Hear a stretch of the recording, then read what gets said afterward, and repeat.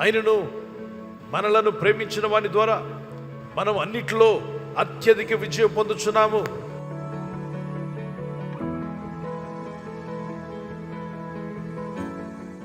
మామూలు విజయాలు కాదు, మీకు అత్యధిక విజయాలు దేవుడు దయచేయునుగాక. ఆమేన్.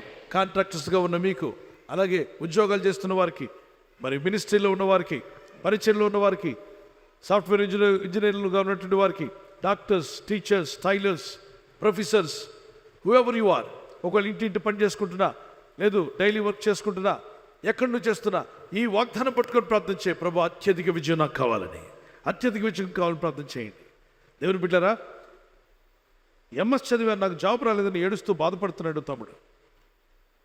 వాళ్ళ అన్నను చూపించాను, మీకు పెదనాన్న కొడుకే కదా, ఏం చదివంటే ఆడి 8th క్లాస్ ఏనండి అన్నాడు. ఓకే, 8th క్లాస్ చదివాడు, నువ్వు ఎంఎస్ చదివావు. అతను ఏం చేస్తున్నాడు తెలుసా, అతని చేతి కింద 100 మందిని పోషిస్తున్నాడు. 100 మందిని, చిన్న ఫ్యాక్టరీ పెట్టుకొని, చిన్న కంపెనీ. అతను పని నేర్చుకుని, ఆ తర్వాత ఆ పనిలో అతనే సమర్థుడై, మాస్టర్ అయి, ఆ పని ద్వారా చిన్న కంపెనీ పెట్టుకొని ఫ్యాక్టరీలో 100 మంది అతని దగ్గర పనిచేస్తున్నారు. 8th క్లాస్ ఫెయిల్ అయిన వాడు 100 మందిని పోషించేవాడు అయిపోయాడు. నువ్వు ఎంఎస్ చదువు కూర్చున్నావు, భక్తి లేదు, ప్రార్థన లేదు, ప్రయత్నం చేయవు. ఇదిగో ప్రార్థన, ప్రయత్నం చేయి. అక్కడ చూడు, ప్రార్థించాడు, ప్రయత్నించాడు, ఫలించాడుగా. నీ జీవితంలో కూడా ప్రార్థన, ప్రయత్నం ఉండాలి. ఈరోజు నీ చదువు వల్ల సాధించలేనివి నువ్వు ప్రార్థనలో దేవుని దగ్గర మొరపెట్టి, దేవా నాకు కృప చూపమని అడిగినప్పుడు, ఏం చదివాడని దావీదుని దేవుడు రాజుగా చేశాడు, ఏ కాలేజీలో చదివాడని యోసేపుని మంత్రిగా చేశాడు. యోసేపు ఎక్కడ, ఈజిప్ట్లో. దేవుని బిడ్డలారా గమనించారా, మరి ఏ కాలేజీలో చదివాడు, ఏ యూనివర్సిటీలో చదివాడు? మహాజ్ఞానిగా పిలువబడ్డాడు సొలొమోన్, జ్ఞానిగా పిలువబడ్డాడు.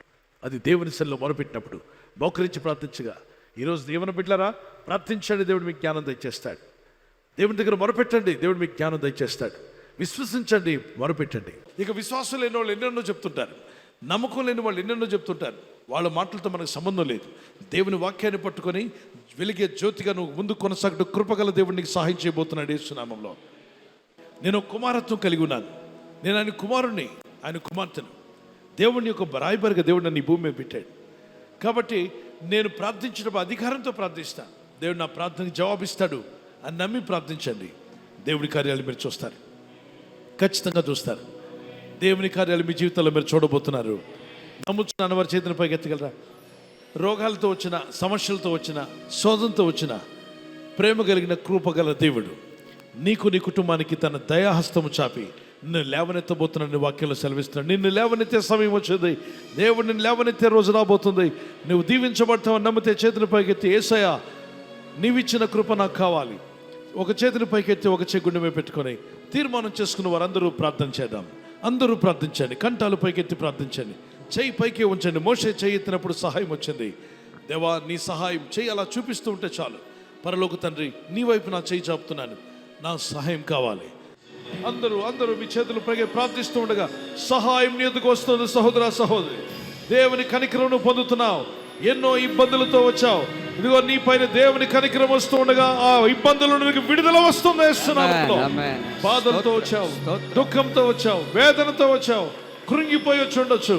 నీ ప్రభు నిన్ను లేవనెత్తే సమయం వచ్చిందని నమ్ము. దేవా నీ స్తోత్రం అని గట్టిగా చెల్లించు. రోగములతో, బాధలతో ఉంటే యేసు నామములో విడుదల వచ్చును గాక, సహాయం నీకు వచ్చును గాక. ప్రార్థిస్తుండగా దేవుని సహాయాన్ని పొందుకో. పరిశుద్ధుని నామములో ప్రార్థిస్తున్నాను. నీ ప్రజలపై నీ వెలుగును ప్రకాశింపచేయను ఆయన. నీ దయను, నీ కృపను మాపై చూపండి. మా దేశమును దీవించండి, మా రాష్ట్రాన్ని దీవించండి, మా ప్రజలను దీవించండి, రక్షణ మార్గములను నడిపించండి. వయా ఉజ్జీవింపచేయమని అడుగుతున్నాను, బలము నిమ్మని అడుగుతున్నాను, బలపరచమని అడుగుతున్నా. మా తండ్రి, నీ ప్రజల్లో కృంగిపోయిన వారిని లేవనెత్తండి. కన్నీళ్లతో వచ్చిన వారి కన్నీళ్లు తుడిచివేయము నాయనా, తుడిచివేయను మా ప్రభువా. నీ దుఃఖం సంతోషంగా మారుస్తానన్నావు. వీరిలో ఎంతో మందిలో దుఃఖం ఉంది ప్రభా, ఆ దుఃఖం సంతోషంగా మారిపోవును గాక. ఈ రాత్రి నెమ్మదితో పండుకొని సురక్షితంగా కాపాడబడినట్లుగా నీ అగ్ని కంచి వేసి మమ్మల్ని కాపాడండి. మీ చిత్తములో కొనసాగే కృప అందరికీ దయచేయమని యేసుక్రీస్తు ప్రశస్త నామములో వీరందరికీ చక్కని నిద్ర దయచేసి తెల్లవారు లేచి కృపను మాకిమ్మని క్రీస్తు నామములో అడిగి వేడుకుంటున్నామా పరలోక తండ్రి. ఆమేన్, ఆమేన్. ఈ వాగ్దానాన్ని మీతోనే ఉంచుకోకుండా లైక్ చేయండి, షేర్ చేయండి. అనేకులు ఈ యొక్క ఛానల్ సబ్స్క్రైబ్ చేసుకోమని తెలియపరచండి. సబ్స్క్రైబ్ చేయని వారు కూడా సబ్స్క్రైబ్ చేయండి. Good night. God bless you.